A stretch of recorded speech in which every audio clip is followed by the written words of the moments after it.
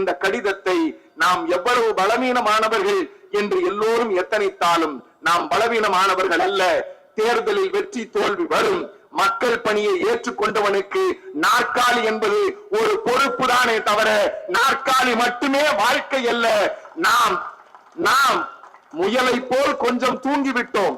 நல்ல வேளை, ஆமை நம்மை தாண்டுவதற்குள் விழித்துக் கொண்டு விட்டோம். உன் வட்டத்தை பொறுத்தவரை நீ முயலும் ஆமையும் கதை முயலாமை கதையாகவே முடிந்து விட்டது. அதனால் சொல்லுகிறேன், ஆமை முயலாகி விடுமா? ஆகாது, ஆகவே ஆகாது. திமுக கழகத்தின் தொண்டனே, முயலை போல் முன்போல் இரு, சுறுசுறுப்பா இரு, துடிப்போடு பணியாற்று. தொண்டுள்ள உன் சொத்து, பண்புள்ள உன் செல்வம். அதனை மறவாமல் உன் வழக்கமான பணியை அனைவரோடு கூடி ஒற்றுமையோடு செயல்படுத்தி காட்டு.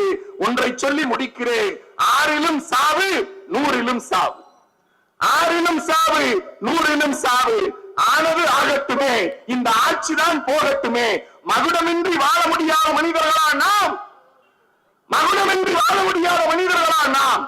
சிசுவாக பிறக்கும் போதே என்ன சிம்மாசனத்தோடா பிறந்தோம்? சீதை வில்லோடு பிறந்தது போல. கொற்ற குடையா கொள்கையா? எது வேண்டுமெனில் கொள்கையை வெற்றி பிழைக்க வேறு நபர் பார் என்போம். ஆட்சி வரும் போகும் நிலை அல்ல. ஆட்சி வரும் போகும் நிலை அல்ல. ஐயா அண்ணா வகுத்து கொடுத்த கொள்கை ஒருபோதும் போகாது.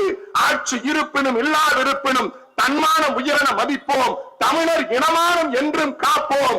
இது 1968 நமக்கு தலைவர் கலைஞர் எழுதிய கடிதம். நண்பர்களே,